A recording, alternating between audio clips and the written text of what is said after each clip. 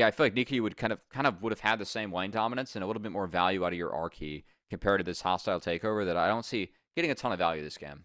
Yeah, it almost seems like it's So now Sauce is kind of stuck. The bummer is that you give away the first dragon, but frankly, against the Kalista Murata lane, this is kind of like quite frank with the game plan. So, trading resources and trying to set behind this Gwen, Rumble going to be a lot happier in this 1v2 scenario than the Gwen herself. So, I like this from WE. Yeah, It's kind of a weird one right now. Is both mid and top are being shoved in, but oh boy, TP coming in, big fight. That TP advantage from Cube is going to pay big dividends here for WE. That forces LGD's hand to run the heck away, and YCX, without Kalista not being level 6, no way to get out of this one alive. That opportunity to bounce back here, I will say, as we have gotten back out onto the map. WE has leveled some of these lanes. There is a little bit of lead for Monkey, so not all bad. Just think that WE, again, they burned a lot for the first 3 grubs, didn't really get a lot back. And I do like the scaling of LGD throughout this game. decent look from Cube with the equalizer. Only tags Sasa just a hair on the bottom end of that play. Oh, I don't know if Sasa wanted to go back in. Was trying to greed for the minion wave, but realizes that horizontal. It's a vertical jungling. Never mind. Raptor's going to be taken. Climber going to take the second dragon. All right, that was fun. Never mind. Raptor goes to Xiaoye. Big win. Yeah. Did he cast Fate's Call? Is that what I saw?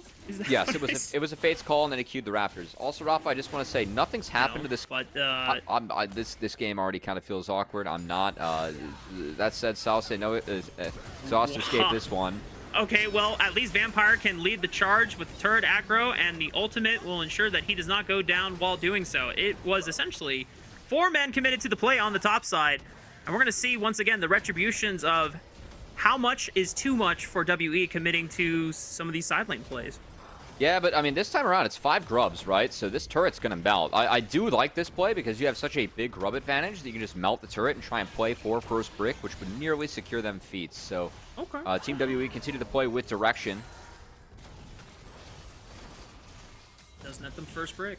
Where are they on feats?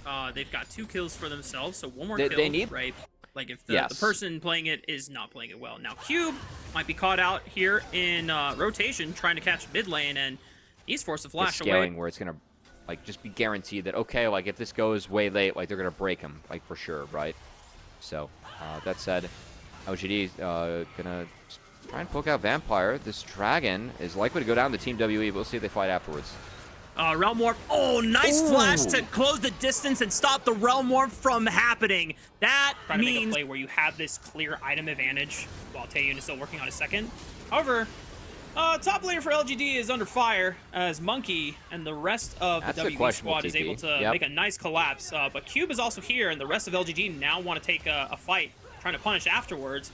Monkey turns right onto Climber.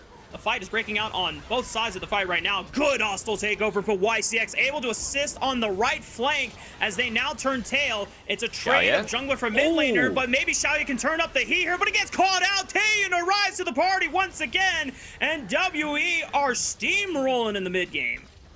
I mean, LGD, they opted into taking a fight down numbers at rough terrain. It looked okay as Xiaoye was kind of, train tanking his way through the fight, but Taeyun, the flash chains the corruption over the wall. Yeah, Cleaver.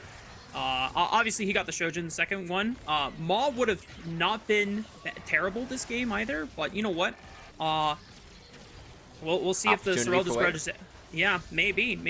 WE trying to snowball the game as fast as possible by trying to rip this out of Khan and force LGD's hand while they have the gold advantage, and I think it's going down without really a fight. XQW is looking at it, gets vision, but now they turn right onto LGD. The hostile takeover might buy some time, but Xiaoye has to really work overtime to rip these spears out, but he does not get a chance to, as he is just eliminated by the dog pack under the reins of Monkey.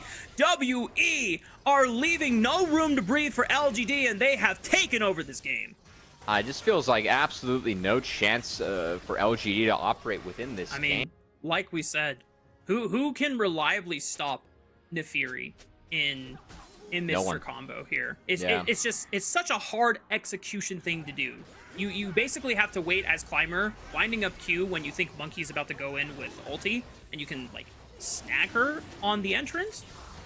or, you know, if you're really good on the Renata, you catch her midair with handshake. But I mean, to ask of that reliably is just really tough, you know? And it's definitely now WE's ball game, and the gold advantage has not budged since the top lane fight, but at this point, they've been able to prevent the Dragon Soul stacking for LGD. They have now 2 Infernal Dragons to their name, and with a Neferi this fed, I find it very hard for LGD to come back at this point. Yeah, the Infernal Dragon's really nice role for WE. Of course, everyone's building damage, so kind of nice to get full benefit off that. Now, Otacon, GAs are up, so they might play this very aggressively. A lot of ultimates being expended right now. XQW threw the whole kitchen sink, and didn't seem like he got much other than being able to kill the minion wave. But at least WE are able to withstand the defense from LGD. Gonna be able to walk away with an inhibitor turret. Probably not the inhibitor itself. And as you called out, LGD were trying to push on the top side of the map. Got a tier 2 for themselves. So at least they're trading of an overall map objective. Gwen got 2 turrets, and South is up a level now on the Rumble. Still down a level to Karis, who is the furthest ahead in the game. So I will say that could matter if this game does go late. But it does feel like Team WE are going to be able to successfully snowball this one through. Again, 6 grubs, double Infernal, now a Realm Warp on the face of XQW. Xiaoye, goodbye, no cleanse. No flash available either.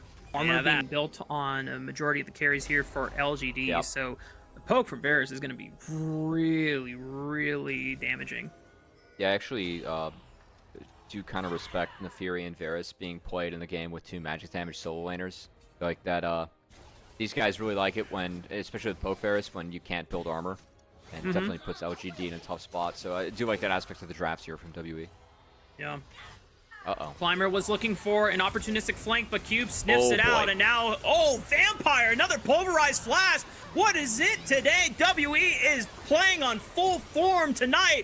They knew what the stakes were, and they were not going to let game 1 go away so easily. It's in their hands, and LGD are on the run as Vampire sends him back to the fountain.